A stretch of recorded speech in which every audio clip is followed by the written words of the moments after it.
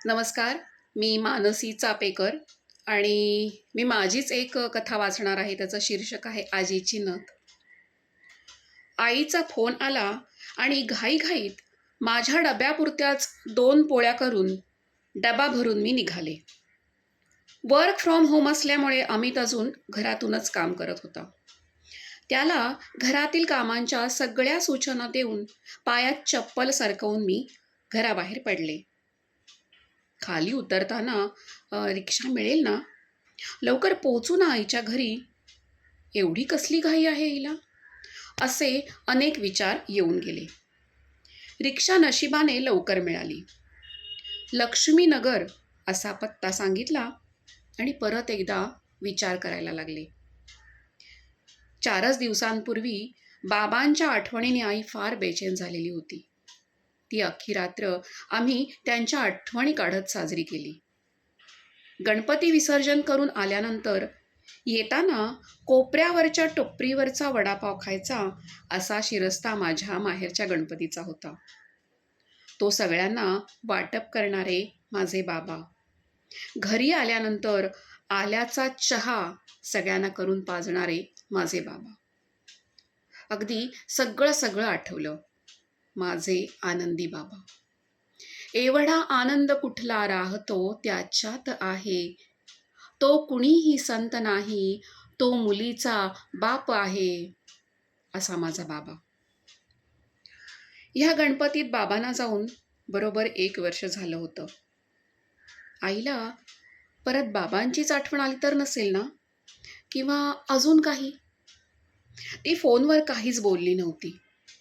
अचानक सकाळी 6 वाजताच तिचा फोन आला आणि ऑफिसला जाताना प्लीज येऊन जा ना, एवढंच काय ती फोनवर बोलली. आईची बिल्डिंग आली. रिक्षेचे पैसे चुकते करून मी पटापट पहिला मजला गाठला. जोरजोरात बेल वाजवली. मला धीरच नव्हता. आईच्या काळजीने बेचैन झाले होते. आईने दार उघडलं आणि तिचा हसरा चेहरा बघून माझं सगळं टेन्शन दूर झालं. आणि मग रागच आला. तू इथे हसतेस आई, आणि मला किती टेन्शन आलं होतं तुला माहीत तरी आहे का? असू दे, ये आतमध्ये आणि जरा बस इथे, असं म्हणून हाताला धरून तिने मला सोफ्यावर बसवलं, पाणीही दिलं आणि आतून कुठलीशी एक दागिन्यांची छोटीशी डबी घेऊन ती बाहेर येऊन बसली आणि माझ्या शेजारी बसत मला म्हणाली, आठवते का तुला ही नथ? ऑफिसला जायला अजून अर्धा तास होता, म्हणून ही काय म्हणते हे ऐकूया तरी म्हणून मी ऐकायला लागले. ही तुझी ना?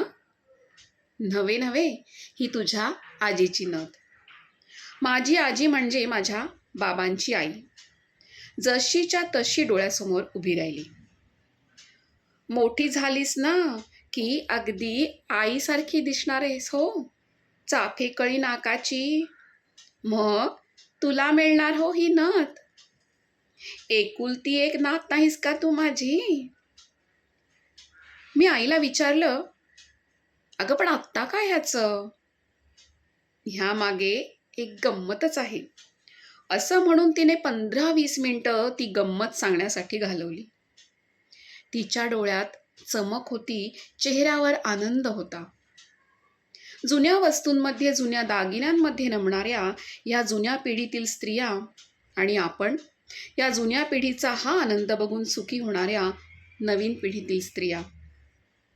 आई बोलतच होती आणि मी बघतच होते. कपाटात अगदी आतमध्ये होती. मला तर आठवत सुद्धा नव्हती.